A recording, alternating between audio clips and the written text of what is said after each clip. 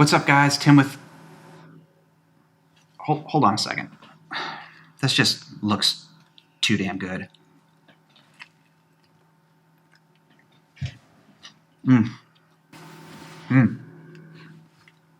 That's good. I'm gonna spin this burger around when I shoot so you don't see that giant bite I just took out of it. Oh well. All right, let's start that over. Hey guys, Tim with Kitchen and Craft, and today we're discussing the secret on how to make a better Beyond Burger. You know, those plant-based meat patties that you find all over the place nowadays. And by the way, this video is a collaboration with Marlon Dahl. His channel focuses on healthy, tasty, and affordable meals. So take a look at his version of the ultimate Beyond Burger when you're done watching my video. I'll leave a link toward the end for you. Marlon and I would love to hear what burger you prefer, so leave a comment on either channel and let us know which is your favorite Beyond Burger. All right, back to the discussion. This is my first time using this type of product, and I gotta say, I'm pretty impressed. They've done a great job imitating the look and the texture of beef, but I gotta say, it doesn't necessarily kill it on flavor for me. I mean, you can't just cook one of these burgers off, slap it between two buns, squirt some ketchup on it, and call it a day. It's just not gonna do it. So my secret is to pair it with high quality, highly flavorful, delicious ingredients. It doesn't sound like a huge secret, but there's plenty of people that'll go for a plain Jane burger and be sorely disappointed. With flavor aside, I think the biggest story here is the sustainability of Beyond Burger products in relation to beef. But that's a discussion for another day and, quite frankly, a different channel. All right, back to the burger. Beyond Meat has done 90% of the work for us when it comes to the patty. They've made the burger and they've preformed it. All we gotta do is cook it. So most of this video is gonna be about all of the other things that I'm pairing with it. I'm gonna knock out some delicious, super soft hamburger buns. We're gonna make some quick homemade ranch dressing. I'll shred some lettuce and slice some red onion. And let's not forget the spicy cucumber pickles, the recipe of which I will leave in the upper right-hand side of this video. This particular burger might not be vegan or vegetarian, but it certainly can be with some quick substitutions. It's my version of a better Beyond Burger and it's damn delicious, so I hope you like it. Now it's time to check out my recipe, so let's go. Hey guys, welcome to my video on the secret to making a better Beyond Burger. Hint, it's all about the fixins. All right, we're gonna kick things off by adding some warm water to a mixing bowl. The water should be about 100 degrees Fahrenheit. Add a little bit of sugar, stir that around to dissolve it, and then go in with your yeast.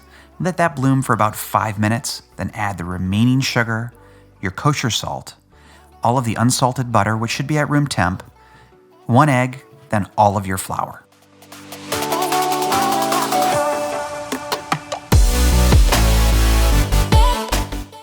If you have a stand mixer, go ahead and attach your bowl with the dough hook. If you don't, no worries at all. This is really easy to mix by hand. I just happen to have a stand mixer, so it'd be silly for me not to use it. If you're using a KitchenAid mixer, turn it to setting number 2. I find this is the best setting when kneading dough. At first, this dough is gonna look kind of dry, and then it's gonna start to get shaggy, and eventually everything's just gonna come together and you'll have a beautiful dough. But if for some reason the dough is too wet or dry, you can add some flour or water, a little bit at a time until it comes together to the right consistency. So after about 10 minutes of kneading, your dough should look exactly like this. It should be silky smooth in texture, have pulled away from the sides of the bowl, but the dough should still sort of be sticking to the bottom of the bowl. Now it's time to generously flour your work surface and turn the dough out onto it.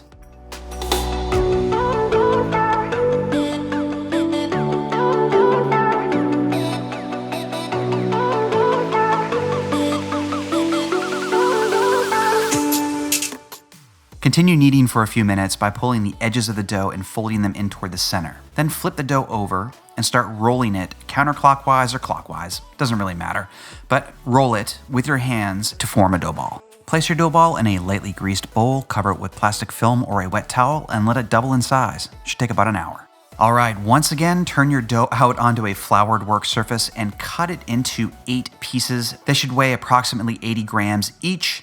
This weight works perfectly for the Beyond Burger patty sizes. If you want larger buns, cut the dough into 6 pieces that weigh about 100 grams each, and they'll be much more appropriate for half-pound burger sizes. Place your dough balls on a parchment-lined sheet pan and arrange them using the 2-1-2 layout. Then press each bun down a little bit. That'll keep them from puffing up too much on their second rise. Hit each piece of dough with a little bit of cooking spray or brush them with oil. This is going to keep them from sticking to the plastic that you need to cover the dough with so it doesn't dry out during its second rise. Okay, after an hour or so, your buns should have doubled in size. The final step before baking is to brush each bun with some egg wash. Be delicate here, you don't want to press too hard or you'll deflate the dough and then you just got to start all over again. Or you could just admit defeat and go to the store and buy some potato rolls. After 15 minutes in a 400-degree oven, this is what your buns will look like. Not too shabby, eh? Place them on a baking rack and then cover them with a towel. Let the buns rest for about 15 to 20 minutes so they can cool off and soften up a bit. Now on to some good old ranch dressing. Add your sour cream, your mayonnaise, your dried herbs and spices, some salt and pepper, and a little bit of buttermilk, then stir until everything's combined.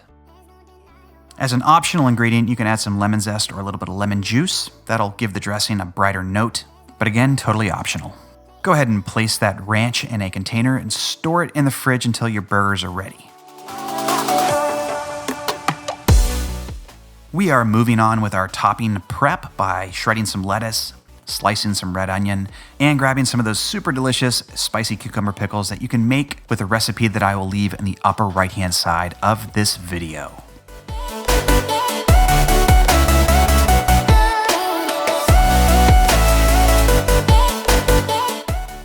And I almost forgot the American cheese. Not so elegant with a serrated knife, am I?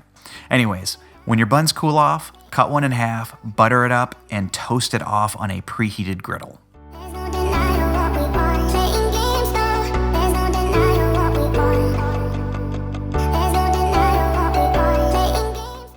Now, ladies and gents, it's time for the main event. Grab your Beyond Meat patties, season one side up with some salt and pepper, brush it with some oil, and slap it on the griddle. Make sure your patty has good contact with the griddle. That'll help with browning and improve the flavor. When you're ready to flip, season the patty with salt and freshly ground black pepper, then add a drizzle of oil and proceed.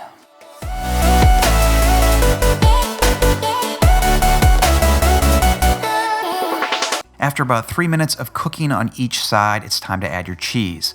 I'm going for a quick melt here, so I need some steam and a bowl to help me with that.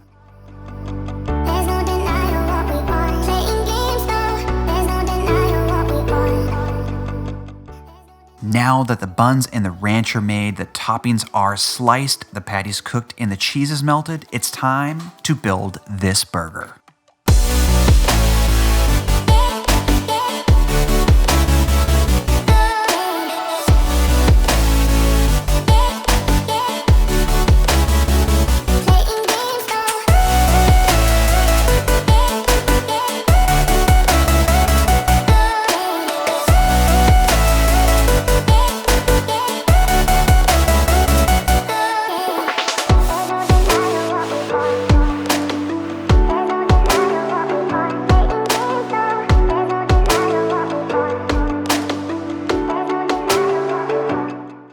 I really hope you enjoyed the video. If you did, hit the like button and subscribe to my channel, and make sure to check out Marlon's video on his version of the ultimate Beyond Burger. Thanks for watching. Love you guys. Bye.